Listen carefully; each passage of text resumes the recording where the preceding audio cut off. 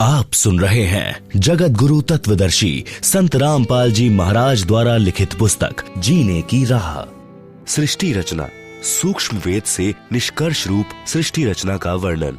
प्रभु प्रेमी आत्माएं प्रथम बार निम्न सृष्टि रचना को पढ़ेंगे तो ऐसे लगेगा जैसे दंत कथा हो, परंतु सर्व पवित्र सदग्रंथों के प्रमाणों को पढ़कर दांतों तले उंगली दबाएंगे कि यह वास्तविक अमृत ज्ञान कहाँ छुपा था। कृपया धैर्य के साथ पढ़ें तथा इस अमृत ज्ञान को सुरक्षित रखें। आपकी 101 पीढ़ी तक काम आएगा।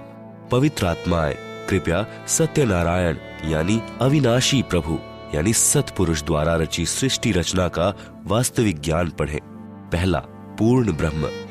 इस सृष्टि रचना में सतपुरुष सतलोक का स्वामी यानी प्रभु, अलख पुरुष अलख लोक का स्वामी यानी प्रभु, अगम पुरुष अगम लोक का स्वामी यानी प्रभु तथा अनामी पुरुष अनामी अकह लोक का स्वामी यानी प्रभु, तो एक ही पूर्ण ब्रह्म है जो वास्तव में अविनाशी प्रभु है, जो भिन्न भिन्न रूप धारण करके अपने चारों लोकों में रहता है, जिसके अंतर्गत असंख्य ब्रह्मांड आते हैं।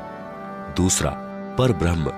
यह केवल 7 संख ब्रह्मांड का स्वामी यानी प्रभु है। यह अक्षर पुरुष भी कहलाता है, परंतु यह तथा इसके ब्रह्मांड भी वास्तव में अविनाशी नहीं है। तीसरा, ब्रह्म। यह केवल 21 ब्रह्मांड का स्वामी यानी प्रभु है। इसे शर पुरुष, ज्योति निरंजन, काल आदि उपमा से जाना जाता है।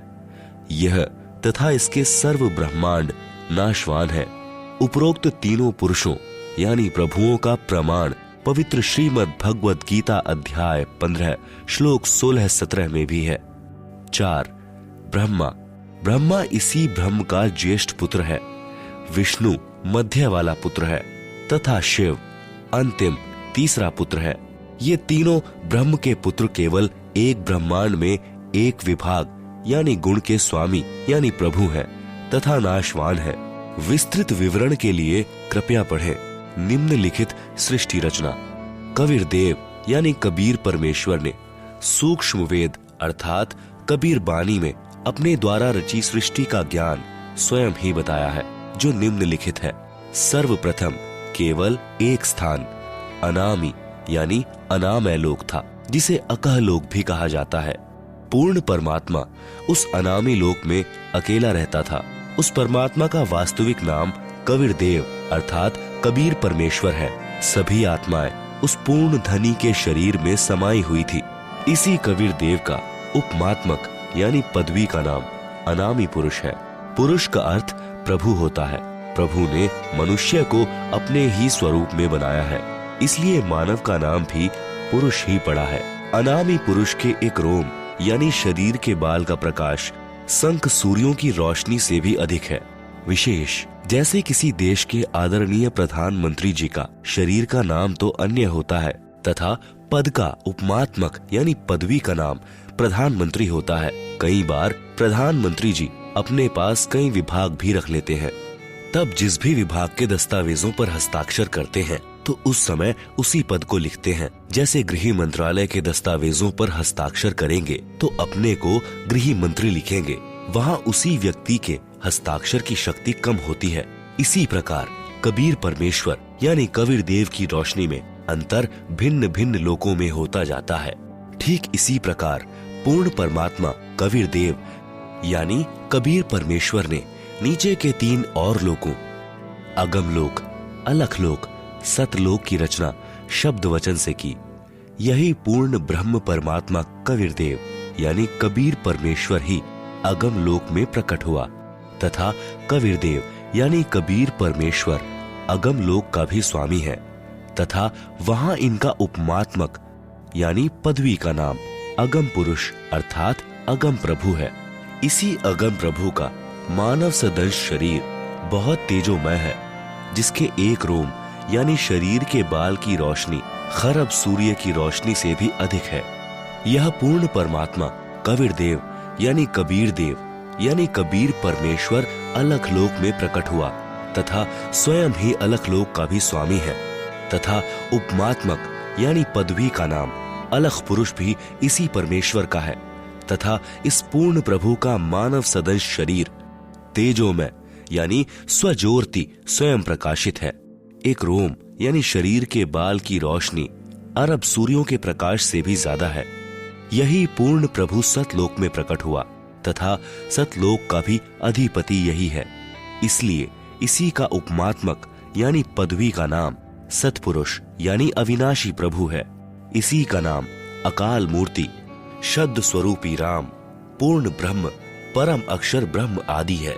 इसी सतपुरुष कबीर देव यानी कबीर प्रभु का मानव सदृश शरीर तेजोमय है, जिसके एक रोम यानी शरीर के बाल का प्रकाश करोड़ सूर्यों तथा इतने ही चंद्रमाओं के प्रकाश से भी अधिक है।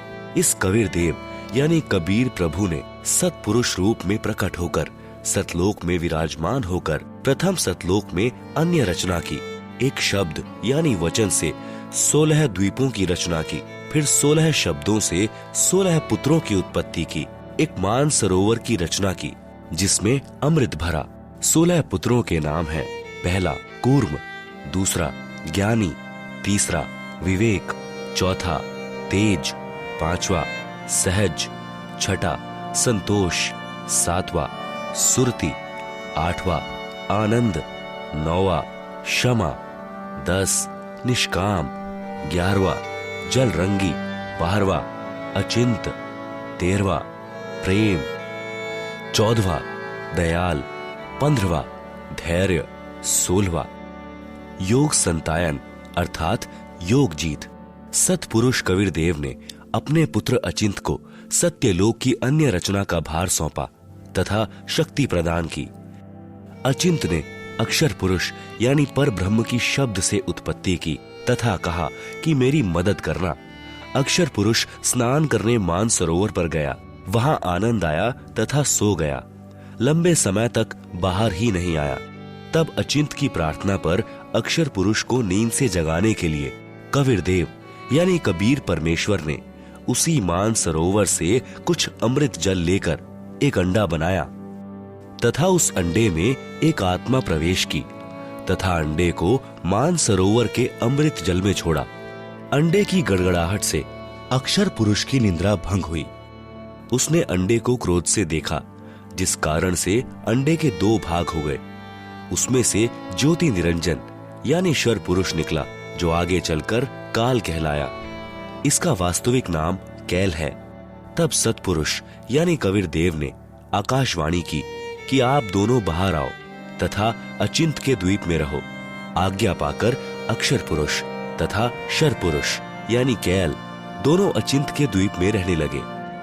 बच्चों की नालायकी उन्हीं को दिखाई कि कहीं फिर प्रभुता की तड़फ ना बन जाए, क्योंकि समर्थ बिन कार्य सफल नहीं होता। फिर पूर्ण धनी कबीर देव ने सर्व रचना स्वयं की। अपनी शब्द शक्ति से एक राजेश्वरी यानी राष्ट्रीय शक्ति उत्पन्न की, जिससे सर्व ब्रह्मांडों को स्थापित किया। इसी को पराशक्ति परानंदिनी भी कहते हैं। पूर्ण ब्रह्म ने सर्व आत्माओं को अपने ही अंदर से अपनी वचन शक्ति से अपने मानव शरीर सदृश उत्पन्न किया।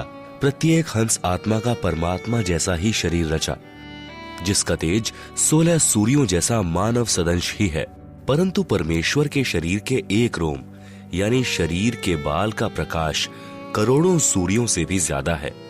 बहुत समय उपरांत शर पुरुष यानी ज्योति निरंजन ने सोचा कि हम तीनों अचिंत, अक्षर पुरुष, शर पुरुष एक द्वीप में रह रहे हैं तथा अन्य एक द्वीप में रह रहे हैं।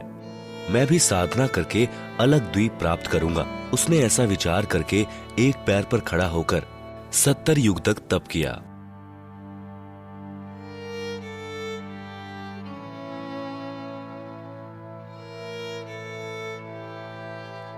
आप सुन रहे हैं जगत गुरु तत्वदर्शी संत रामपाल जी महाराज द्वारा लिखित पुस्तक जीने की राह।